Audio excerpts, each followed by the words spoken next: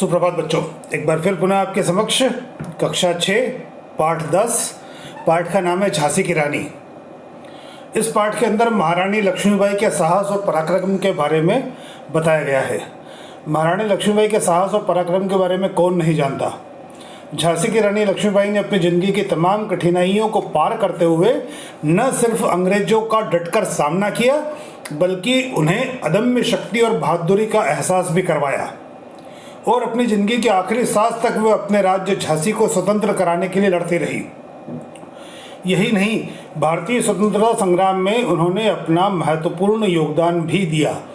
महारानी लक्ष्मीबाई ने लोगों को अंग्रेजों के अत्याचार के खिलाफ आवाज़ उठाने के लिए एकजुट किया था।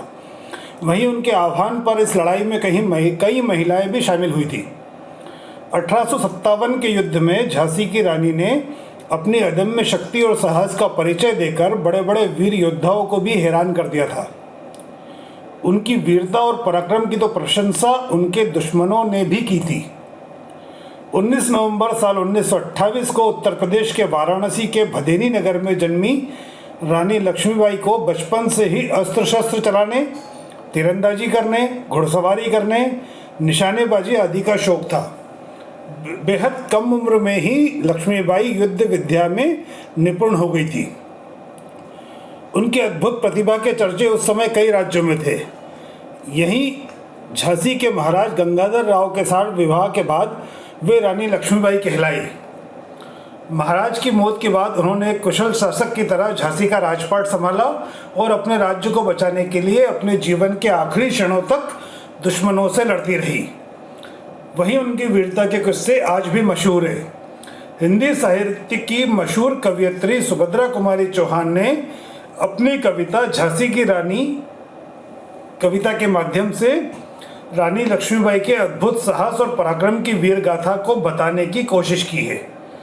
चलिए आइए हम लोग कविता के माध्यम से, झांसी की रानी कविता के माध्यम से लक्ष्मीबाई की वीरता को नमन करते हैं। पहला पद्य है उसका। सिंहासन हिल उठे राजवंशों ने भ्रुकुटी तानी थी, बूढ़े भारत में आई फिर से नई जवानी थी, गुमी हुई आज़ादी की कीमत हम सब ने पहचानी थी, दूर फिरंगी को करने की सबने मन में ठानी थी, चमक उठी सन 57 में यह तलवार पुरानी थी, बुंदेलो हर बोलो के मुँह हमने सुनी कहानी थी, खूब लड़ी मर्दानी वो तो झांसी वाली रानी थी।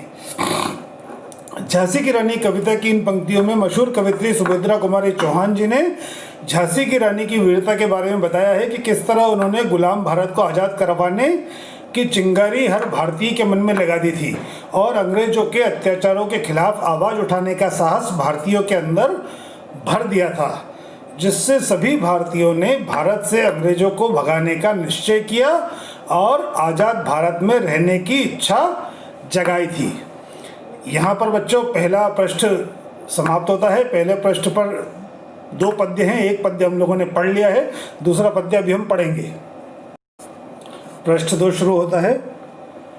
कानपुर के नाना की मुँह बोली बहन छबीली थी, लक्ष्मीबाई नाम पिता की वो संतान अकेली थी, नाना के संग पढ़ती थी वो नाना के संग खेली थी, बर्छी ढाल कृपाण कटारी उसकी यही सहेली थी, वीर शिवाजी की गाथाएं उसको याद जबानी थी, बुंदेले हर बोलो के मुँह हमने सुनी कहानी थी, खूब लड़ी मर्दानी वो तो झांसी वाली रानी थी।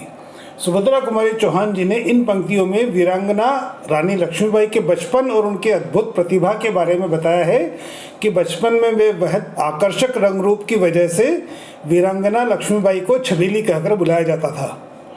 उनकी विलक्षण और अद्भुत प्रतिभा ने नाना साहब को भी प्रभावित किया था, जिसके बाद नाना साहब ने उन्हें शस्त्र विद्या सिखाई थी। इस कविता में कवयित्री ने यह भी बताया है कि रानी लक्ष्मीबाई बाकी लड़कियों से अलग थी, क्योंकि उन्हें बचपन में अस्त्र शस्त्र चलाना, तीरंदाजी करना, घुड़सवारी करना, निशानेबाजी करना अच्छा लगता था।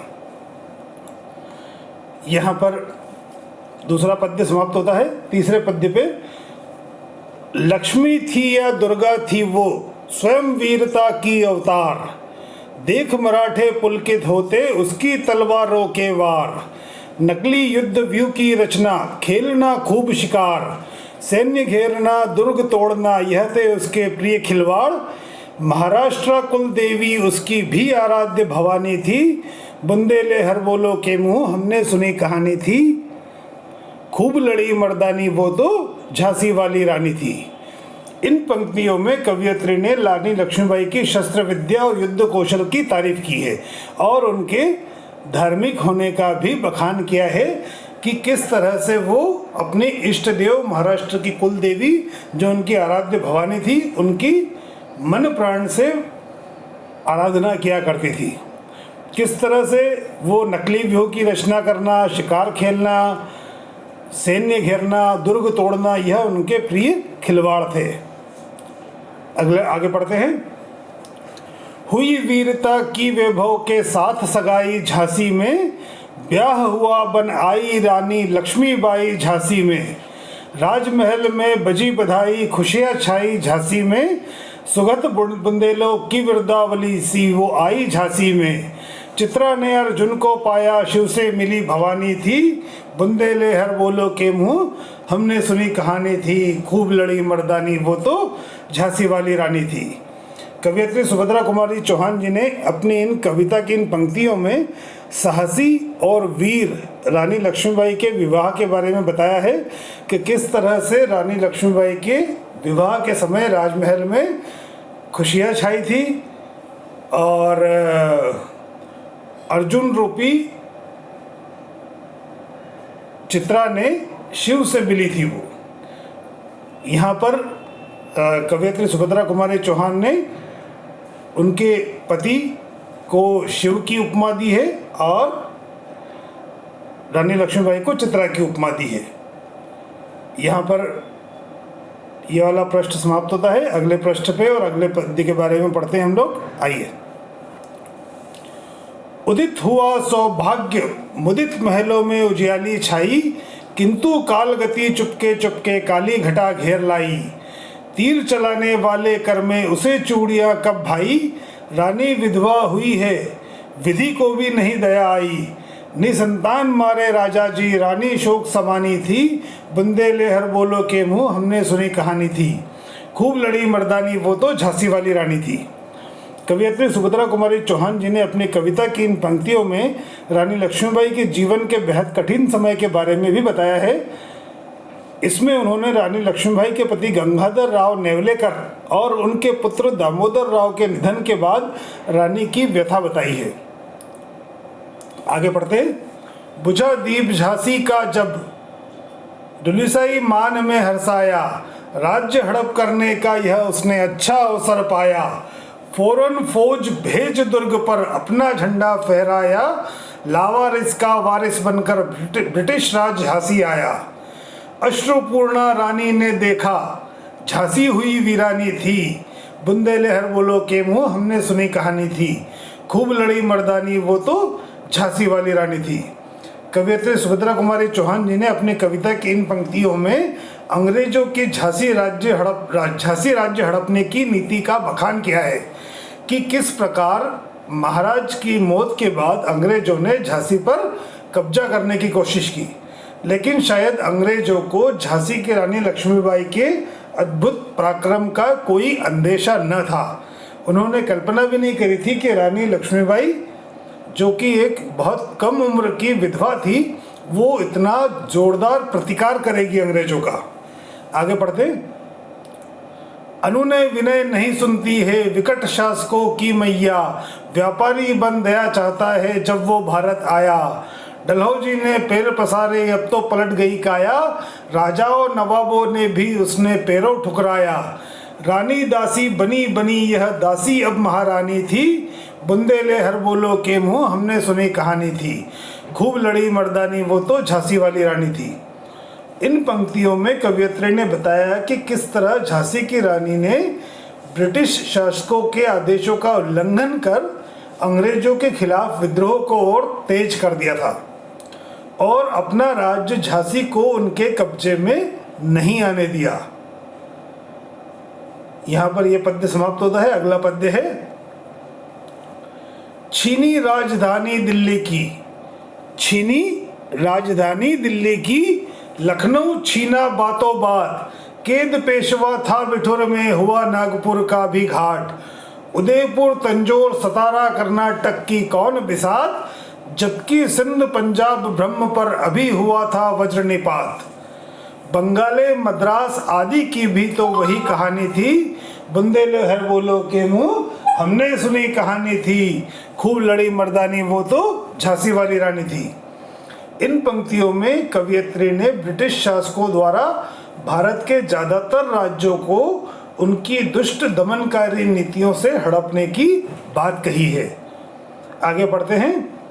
रानी रोई रनवासों में, रनवासों मतलब जहाँ पर रानी रहा करती थी, रानियों का निवास था, उसके बारे में कहा गया है। रानी रोई रनवासों में, बेगम गुम थी बेजार, उनके गहने कपड़े बिकते थे कलकत्ते के बाजार।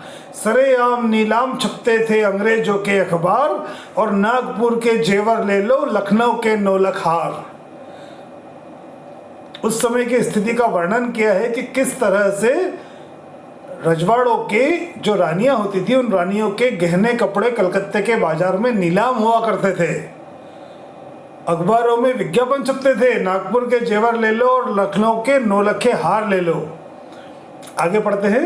यूं पर्दे की इज्जत परदेसी के हाथ बिकानी थी, बुंदेलहर बोलो के मुंह हमने सुनी कहानी थी। खूब लड़ी मर्दानी वो तो झांसी वाली रानी थी। इन पंक्तियों में कवियत्री ने रानी लक्ष्मीबाई की प्रशंसा की है और बताया है, उस स्थिति का बखान किया है जब रानी ने अपने राज्य को बचाने के लिए सेना की तैयारी के लिए अपने गहने तक बेच दिए थे। कुटियों में भी विषम वेदना, महलों में आहत अपमान, वीर सैनिकों के मान में था अपने पुरखों का अभिमान। नाना धुंधु पंत पेशवा जुटा रहा था सब सामान, बहिन छबीली ने रणचंडी का कर दिया प्रकट आह्वान। हुआ यज्ञ आरंभ उन्हें तो सोई ज्योति जगानी थी, बुंदेलहर बोलो के मुंह हमने सुनी कहानी थी। खूब लड़ी मर्दानी वो तो झांसी वाली रानी थी। इन पंक्तियों में कवियत्री ने रानी लक्ष्मीबाई का नाना और पेशवा के साथ अंग्रेजों को भारत से खदेड़ने और सबक सिखाने के लिए युद्ध का आह्वान करने के बारे में बताया है। आगे पढ़ते हैं। महलों ने दी आग झोपड़ी ने ज्वाला सुलगाई थी, यह स्वतंत्रता की चिंगारी अंतरतम से आई थी। झांसी चेती दिल्ली चेती लखनऊ लपटे छाई थी, मेरठ कानपुर पटना ने भारी धूम मचाई थी। जबलपुर कोल्हापुर में भी कुछ हलचल उकसानी थी, बुंदेलहर बोलो के मुंह हमने सुनी कहानी थी। खूब लड़ी मर्दानी वो तो झांसी वाली रानी थी। कवियत्री सुभद्रा कुमारी चौहान ने इन पंक्तियों के माध्यम से बताया है कि जब झांसी की रानी ने अपने राज्य को बचाने के लिए अंग्रेजों के खिलाफ युद्ध छेड़ा था, तब उसकी चिंगारी मेरठ, कानपुर, लखनऊ, दिल्ली, जबलपुर, कोल्हापुर में भी लगी हुई थी। मैं शायद आगे आगे पढ़े जा रहा हूँ। आपकी पुस्तक जो स्क्रीन पर दिख रही है उसमें सबसे आखिरी वाला पद्य है ये। आप पुस्तक के ऊपर न देख के अपनी स्वयं की पुस्तक में देखें। इसके आगे वाला पद्य हम लोग पढ़ेंगे, जबकि अगला पृष्ठ थोड़ा सा लेट आएगा। इस स्वतंत्रता महायज्ञ में कई वीरवर आए काम, नाना धुंधु पंत तांतिया और अजीमुल्ला सरनाम। अहमद शाह मौलवी ठाकुर कुंवर सिंह सैनिक अभिराम, भारत के इतिहास गगन में अमर रहेंगे जिनके नाम। लेकिन आज जुर्म कहलाती उनकी जो कुर्बानी थी, बुंदेलहर बोलो के मुंह हमने सुनी कहानी थी। खूब लड़ी मर्दानी वो तो झांसी वाली रानी थी। इन पंक्तियों में कवियत्री ने भारतीय स्वतंत्रता संग्राम के उन वीरों का बखान किया है जो रानी लक्ष्मीबाई के सहयोग के लिए आगे बढ़े थे, जिनमें नाना धुंधुपंत या नाना साहेब पेशवा, तांतिया भील, अजीमुल्ला, अहमद शाह मौलवी, ठाकुर कुंवर सिंह, सैनिक अभिराम, ये सारे लोग रानी लक्ष्मीबाई के विश्वस्त सहयोगी थे और अंग्रेजों के खिलाफ अपनी आखिरी सांस तक रानी लक्ष्मीबाई के साथ युद्ध लड़ते रहे थे। आगे पढ़ते। इनकी गाथा छोड़ चले हम झांसी के मैदानों में, जहाँ खड़ी है लक्ष्मीबाई मर्द बनी मर्दानों में। लेफ्टिनेंट वाकर आ पहुंचा आगे बढ़ा जवानों में। रानी ने तलवार खींच ली और दंड आसमानों में। जख्मी होकर वाकर भागा उसे अजब हैरानी थी। बुंदेलहर बोलो के मुंह हमने सुनी कहानी थी। खूब लड़ी मर्दानी वो तो झांसी वाली रानी थी। इन पंक्तियों में कवयित्री सुभद्रा कुमारी चौहान ने झांसी की रानी के साहस का बखान किया है कि उनकी बहादुरी के आगे किस तरह अंग्रेज ऑफिसर लेफ्टिनेंट वाकर उसको युद्ध का मैदान छोड़कर झांसी छोड़ने के लिए मजबूर होना पड़ा था। इसके आगे पंक्तियों में कवयित्री ने रानी लक्ष्मीबाई के अनेक युद्धों का वर्णन किया है। रानी ने उसके आगे जो युद्ध लड़े उन सभी युद्धों का वर्णन इस प्रकार है। आगे पढ़ते हैं। रानी बड़ी कालपी आई। कालपी एक जगह का नाम है जहां पर अंग्रेजों का कब्जा था। रानी बड़ी कालपी आई कर सो मील निरंतर पार। घोड़ा थक कर गिरा भूमि पर गया स्वर्ग तत्काल सिधार। यमुना तट पर अंग्रेजों ने फिर खाई रानी से हार। विजयी रानी आगे चल दी किया ग्वालियर पर अधिकार। अंग्रेजों के मित्र सिंधिया ने छोड़ी राजधानी थी। बुंदेलहर बोलो के मुंह हमने सुनी कहानी थी। खूब लड़ी मर्दानी वो तो झांसी वाली रानी थी।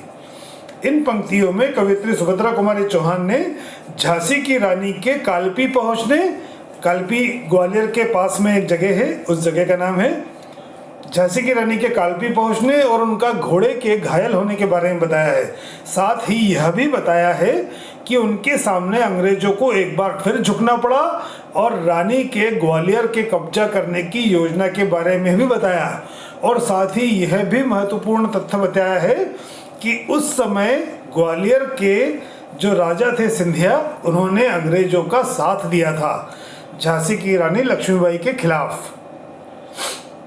आगे पढ़ते हैं। विजय मिली पर अंग्रेजों की फिर सेना घिर आई थी। अब जनरल स्मिथ सम्मुख था। उसने मुंह की खाई थी।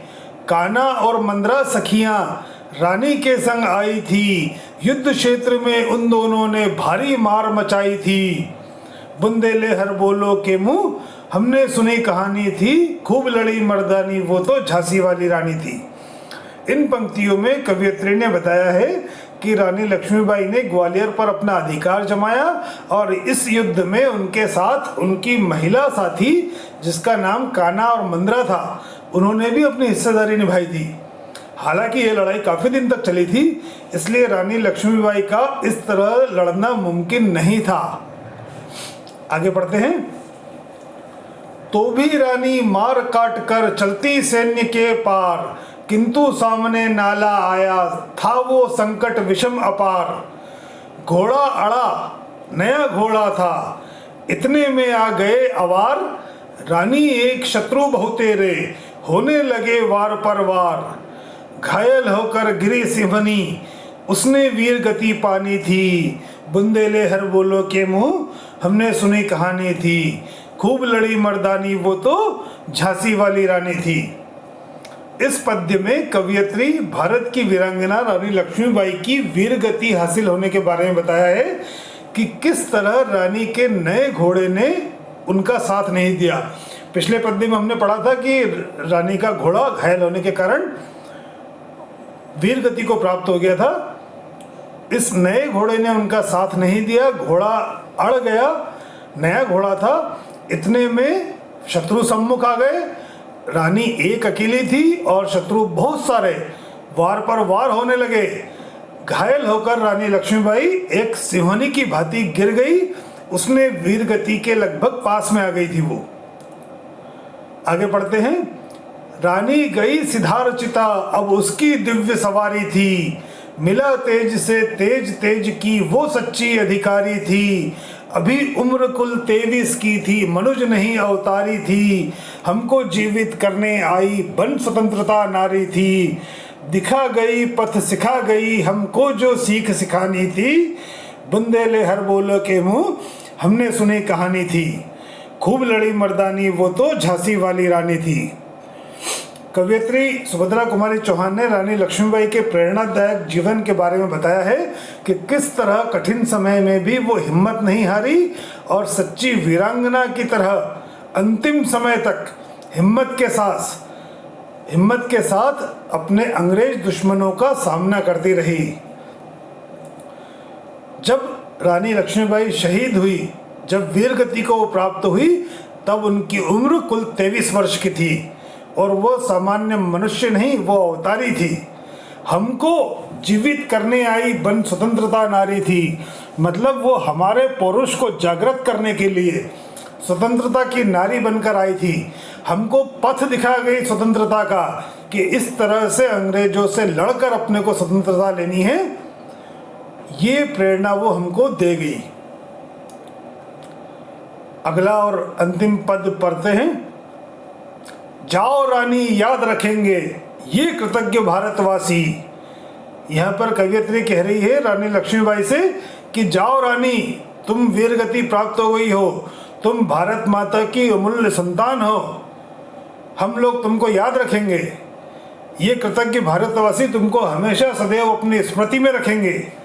जाओ रानी याद रखेंगे ये कृतज्ञ भारतवासी, यह तेरा बलिदान जगावेगा स्वतंत्रता अविनाशी। मतलब तुम्हारे जाने के बाद भी झांसी की रानी लक्ष्मीबाई कृतज्ञ भारतवासी तुमको सदैव याद रखेंगे और तुम्हारा यह बलिदान हमेशा स्वतंत्रता की अलख जगाएगा। होवे चुप इतिहास लगे सच्चाई को काहे फांसी, हो मदमाती विजय मिटा दे गोलों से चाहे झांसी। तेरा स्मारक तू ही होगी, तू खुद अमिट निशानी थी। बुंदेले हर बोलो के मुंह हमने सुनी कहानी थी। खूब लड़ी मर्दानी वो तो झांसी वाली रानी थी। यहाँ पर कवयित्री सुभद्रा कुमारी चौहान कह रही है कि इतिहास चाहे चुप हो जाए, चाहे सच्चाई को फांसी लग जाए, लेकिन ये विजय हमेशा तेरी रहेगी रानी लक्ष्मीबाई। चाहे तोप के गोलों से तुम झांसी को मिटा दो और तुम्हारा स्मारक तुम खुद होगी, तुम खुद अमिट निशानी बनोगी स्वतंत्रता की। अपनी कविता की इन पंक्तियों में कवयित्री सुभद्रा कुमारी चौहान ने लक्ष्मीबाई के भारतीय स्वतंत्रता संग्राम में दिए गए उनकी अमिट योगदान के प्रति कृतज्ञता प्रकट की है। सुभद्रा कुमारी चौहान एक महान लेखिका होने के साथ साथ एक महान कवयित्री भी थी। उन्होंने झांसी की रानी इस कविता के साथ साथ और भी बहुत सारी रचनाएं की हैं, परंतु हम लोग आज स्पष्ट शब्दों में सुभद्रा कुमारी चौहान के भी आभारी हैं कि उन्होंने अपनी कविता झांसी की रानी के माध्यम से झांसी की रानी को आज भारतवर्ष की इस जनता के सम्मुख उन्होंने अपनी कविता के माध्यम से अजर और अमर कर दिया। आज भी झांसी की रानी ये कविता अनेक असंख्य भारतवासियों को प्रेरणा देती रहेगी। जब जब ये कविता गाई जाएगी, जब जब ये कविता पढ़ी जाएगी, जब जब ये कविता सुनी जाएगी, झांसी की रानी एक स्वतंत्रता की अमूल्य धरोहर बनकर भारतवासियों के मन मस्तिष्क में स्वतंत्रता संग्राम सेनानियों की उच्च शिखर पर सदैव विराजमान रहेंगी। और ये कविता की पंक्तियाँ सुभद्रा कुमारी चौहान के नाम के साथ सदा सदैव हमारे मन में स्थायी भाव लिए अजर और अमर रहेगी। यहाँ पर सुभद्रा कुमारी चौहान की कविता झांसी की रानी समाप्त होती है। इस पाठ के प्रश्नोत्तर, अभ्यास प्रश्न, बहुविकल्पी प्रश्न, कुछ ऐसे भी प्रश्न अति लघुत्तरीय और बहुविकल्पीय जो पुस्तक के अंत में नहीं दिए गए हैं, वो भी आपको पाठ के PDF के माध्यम से प्राप्त हो जाएंगे। चलिए, धन्यवाद।